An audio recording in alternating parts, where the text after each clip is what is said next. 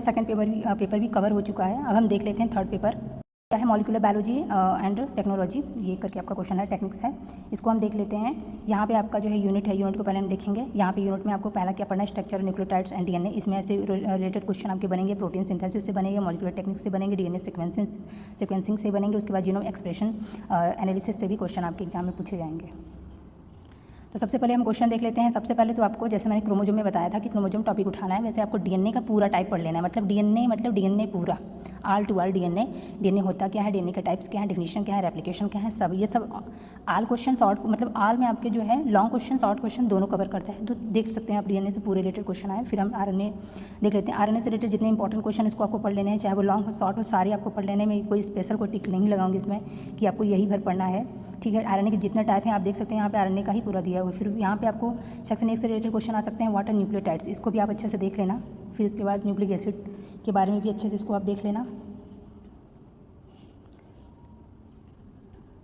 फिर आगे जो है क्वेश्चन आपको जो है तैयार करने हैं एग्जाम में। यहाँ पे जो है डीएनए का रेप्लिकेशन वगैरह सब कुछ देख लेना। मैंने बताया था pro and eukaryotic transcription her bar question आता है।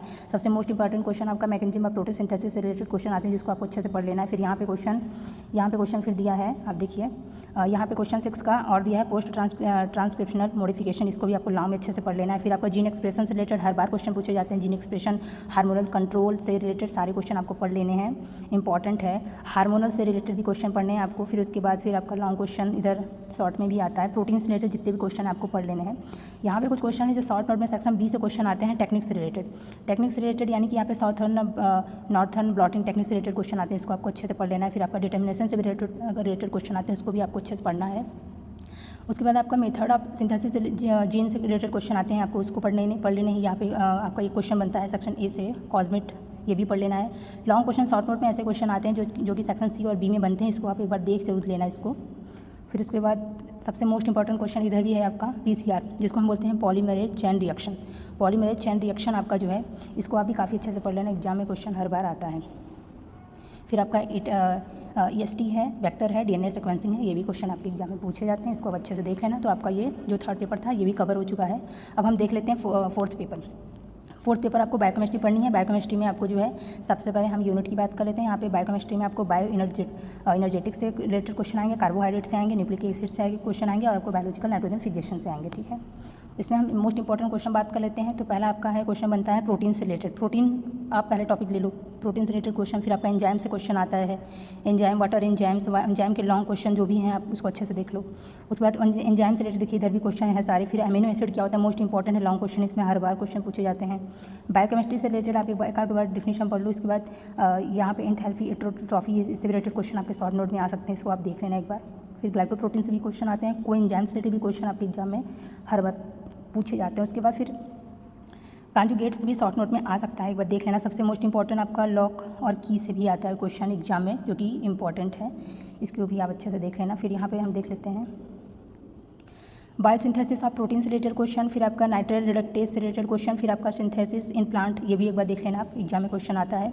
कार्बोहाइड्रेट का तो पूरा टाइप्स आएगा, मतलब क्लासिफिकेशन से लेके ही इसका जितने टाइप्स हैं सारे आप पढ़ लेना, छोटा सा है ही, इसको आप कवर कर लेना। फिर यहाँ पे वाटर लिपिड से भी रिलेटेड क्वेश्चन आपके जो एग्जाम में पूछे जाते हैं। लिपिड क्या है, लिपिड का यूजेस क्या है, ग्लाइकोजाइलेज साइकिल क्या है। फिर आपका जो है स्ट्रक्चर आप न्यूक्लिक एसिड पूछता है, स्ट्रक्चर आप डीएनए, आरएनए, ये सब तो मैंने पहले ही बता रखा था कि आपको आरएनए डीएनए तो ऐसे ही पकड़ लेना है पढ़ने के लिए, क्योंकि ये सब लॉन्ग और शॉर्ट दोनों क्वेश्चन बनाते हैं। फिर आपका ट्रांसक्रिप्शनल रेगुलेशन से रिलेटेड क्वेश्चन आपको देखने हैं। उसके बाद एमिनो शुगर से रिलेटेड क्वेश्चन। फिर डीएनए से डिफरेंट बिटवीन, ये भी आप देख लेना अच्छे से। फिर प्रोटीन सिंथेसिस जो कि इंपॉर्टेंट है, क्वेश्चन आता है।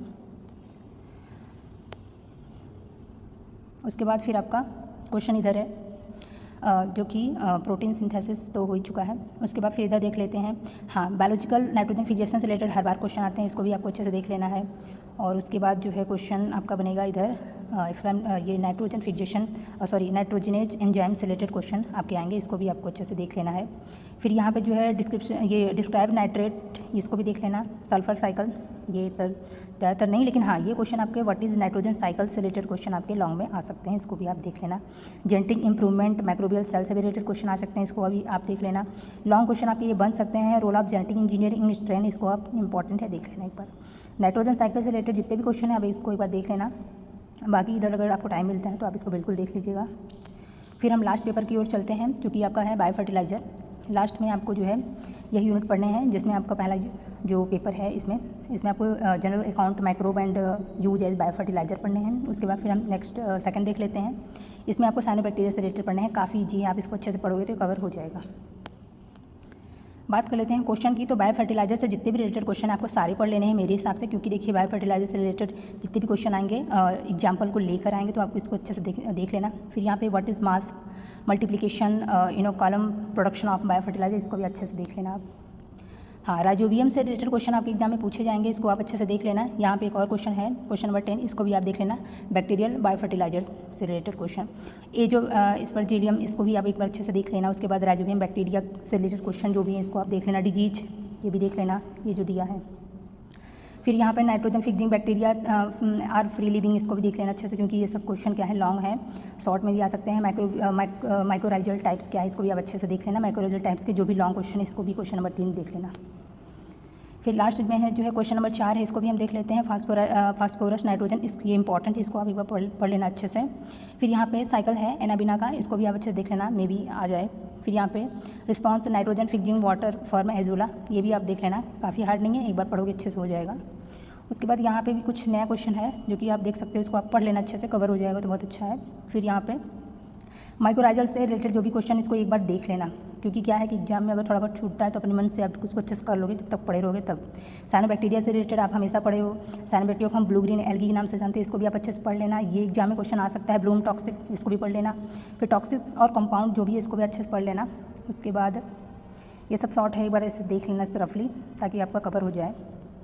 तो यहाँ पे आपका जो है 5 पेपर कवर हो चुका है, और इसको आप काफ़ी अच्छे से पढ़ लेना। एग्ज़ाम में अच्छे से आपका एग्ज़ाम हो जाएगा, घबराने की कोई ज़रूरत नहीं है, ठीक है। अच्छे से एग्ज़ाम में अच्छे से पेपर देना, सब कुछ अच्छा होगा। कोई भी क्वेश्चन आपको नहीं आता है, रिलैक्स होकर एक बार सोचो, थोड़ा बहुत हेडिंग वगैरह डाल के अच्छे से आप लिखो और अच्छे से हो जाए। तो उम्मीद करती हूँ कि आपका एग्ज़ाम काफ़ी अच्छा हो, और एग्ज़ाम के लिए ऑल द बेस्ट, और बस तैयारी करते रहो अच्छे से।